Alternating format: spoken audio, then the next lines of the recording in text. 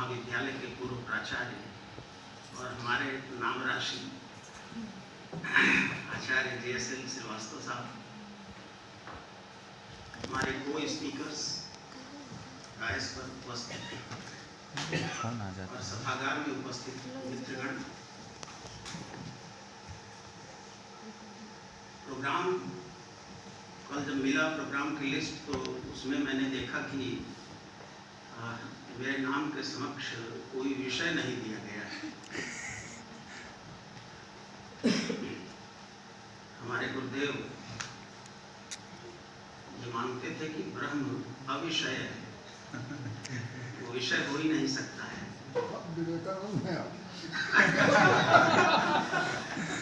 तो लेकिन मैंने अमिता जी से ये रिक्वेस्ट किया था कि मैं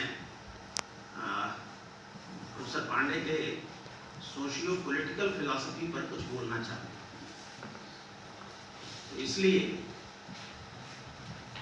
वेदांत पर यह आरोप न लगे कि वह केवल पूरा अध्यात्म शास्त्र है, जैसा पश्चिमी समीक्षकों ने लगाया है आरोप। भारतीय चिंतन पूरा अध्यात्म है, ऐसा आरोप न लगे इसके लिए बहुत से आचार्यों ने प्रयास किया, बहुत से मनीषियों ने प्रयास किया 20वीं शताब्दी के आरंभ से लेकर के। और इस दिशा में स्वामी विवेकानंद का प्रैक्टिकल वेदांत इसी दिशा में किया गया एक प्रयास है। और बहुशः प्रयास हुए, सबको गिनाना यहाँ संभव नहीं है। प्रोफेसर पांडे ने भी वेदांत सम्मत सामाजिक राजनीतिक दर्शन पर चिंतन किया था और बहुत कुछ लिखा था। और वह चिंतन और लेखन हमारे जैसे तमाम उनके शिष्यों के लिए पाथेय बना। उन्होंने मुझे जो शोध का विषय दिया था, A study of Vedanta philosophy in the light of socialist ideals, बड़ा कंट्रोवर्सी थी इस पर कि सोशलिज्म और वेदांत ये दोनों तो दो अलग अलग पोल की तरह हैं, साउथ पोल और नॉर्थ पोल की तरह हैं। How there can be any meaningful study of Vedanta with reference to socialist ideals? मैं एक बात और कह दूं शुरू में ही कि मैं उन कुछ बहुत सौभाग्यशाली लोगों में से हूं जिनको एक लंबा समय प्रोफेसर पांडे के साथ बिताने का मौका मिला। और इसलिए अपने शोध प्रबंध में भी और आज अपने व्याख्यान में भी मैं जो कुछ कहने जा रहा हूं उसमें तमाम ऐसी बातें भी सम्मिलित हैं जो शायद उनकी पुस्तकों में ना हो, लेकिन सुबह शाम के संवाद में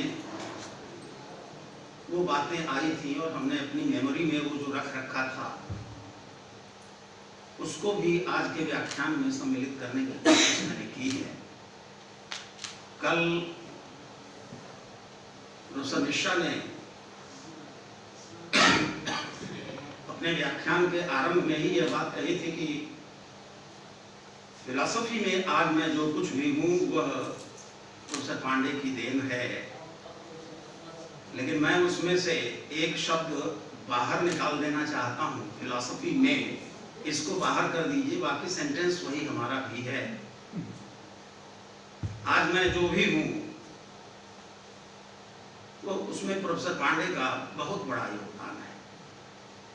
और मैं उस सेंटेंस को हटा इसलिए दे रहा हूँ कि इलाहाबाद में मैं बस गया, इसमें प्रोफेसर पांडे की जिद है जिसने हमें यहाँ बसा दिया। मैं जब रिसर्च कर रहा था तो उन्होंने एक जमीन के टुकड़े को कहा कि इसको तुम खरीद लो। मैंने कहा मेरे पास पैसे कहाँ हैं? उन्होंने कहा चलो कुछ अपने भाई से मांग लो, कुछ हम दे देंगे, खरीद लो। जबरदस्ती करके उन्होंने मुझे एक जमीन का टुकड़ा खरीदवाया 25,000 रुपये 1977 में। 400 वर्ग गज वो जमीन है टैगोर टाउन में, जिसकी कीमत इस समय 3 करोड़ से ज्यादा है।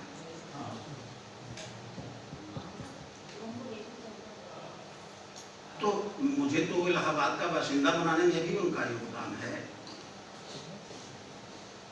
एक बहुत पर्सनल बात, मेरी 4 बेटियां लगातार पैदा हुई। जब चौथी बेटी पैदा हुई तो उसके 4-6 महीने बाद मैं बैठा था ऐसे ही, रोज ही शाम को बैठता था वहां। उन्होंने कहा ऐसा करो तुम गाय की सेवा करो, तब तुम्हें पुत्र पैदा होगा। और तमाम दिलीप ने गाय की सेवा किया था तो उनको रब जैसा प्रतापी पुत्र पैदा हुआ, वगैरह वगैरह तमाम कथाएं सुनाए। उसके खासते 4-6 महीने बाद मैंने एक गाय खरीदी और उसकी सेवा मैंने शुरू किया। मुझे स्मरण है मई 1983 में मैंने एक गाय खरीदी थी और बाद में मैंने उसका नाम ही कामधेनु रख दिया। और उसी वर्ष अगस्त में मेरा ज्येष्ठ पुत्र पैदा हुआ। मतलब ये कुछ विचित्र घटनाएं हैं। मैं नहीं कहता कि प्रोफेसर पांडे बहुत बड़े सिद्ध महात्मा थे, लेकिन उनकी वाणी में कुछ ऐसा था जो मेरे लिए आशीर्वाद की तरह रहा। मैंने तो उनसे बहुत कुछ पाया है और इसलिए मैं उनको नमन करता हूँ। एक श्लोक मैंने बनाया जो वेदांत परंपरा में पढ़ा जाता है, बनाया इस अर्थ में कि मैंने उसमें थोड़ा सा अल्टरेशन कर दिया है। वेदांत परंपरा वाले आरंभ से लेकर के अपने आचार्य तक का स्मरण करते हैं उस श्लोक में। तो मुझे लगा कि जहाँ से अद्वैत वेदांत पृथक संप्रदाय के रूप में दिखाई पड़ने लगा है वो पॉइंट है गौड़पाद। गौड़पाद समारंभाम शंकराचार्य मध्यमाम अस्मत् आचार्य पर्यंताम वंदे गुरु परंपराम। तो मैं उस गुरु परंपरा को वंदन करके अपनी बात करने जा रहा हूँ। तुलसी ने रामचरितमानस के बाल कांड में बहुत अच्छा एक श्लोक लिखा है गुरु वंदना का।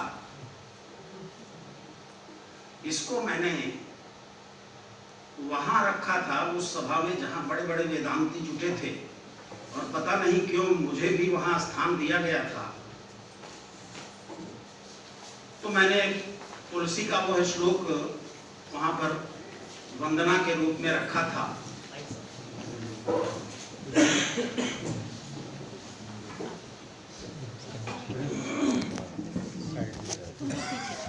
इस श्लोक का अर्थ इतना ही होता है कि मैं शंकर रूपी गुरु की वंदना करता हूँ जिनसे जुड़ जाने के कारण, जिनके शीश पर स्थान पाने के कारण टेढ़ा चंद्रमा भी पूजनीय हो गया है। यमाश्रितो हि वक्रो की चंद्र सर्वत्र वंद्यते वंदे बोधमयं नित्यं गुरुं शंकर रूपिणं। यमाश्रितो हि वक्रो की चंद्र सर्वत्र वंद्यते। हमारे जैसे दो छोटे छोटे शिष्य भी सम्मान पाने लगे, ऐसे गुरु को नमन करके मैं अपनी बात करने की कोशिश करता हूँ।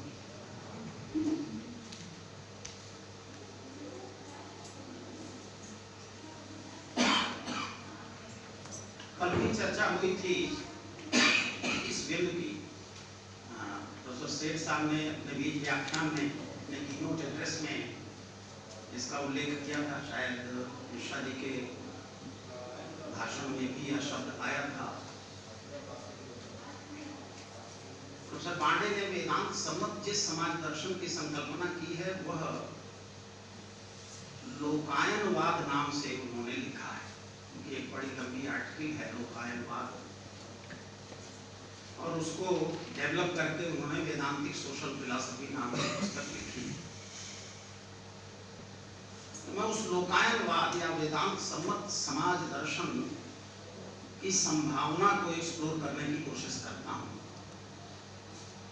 एक बात ये कि भारतीय परंपरा में दो ध्रुवों की तरह बड़ी स्पष्ट दिखाई पड़ रही थी। एक तरफ वह परंपरा थी जो अर्थ और काम इन दो पुरुषार्थों को केवल स्वीकार करती है, वह चारवाक परंपरा। हम उसकी निंदा चाहे जितनी करते हो दर्शन जगत में, लेकिन एक सामान्य व्यक्ति के जीवन का दर्शन वही बन गया है और बहुत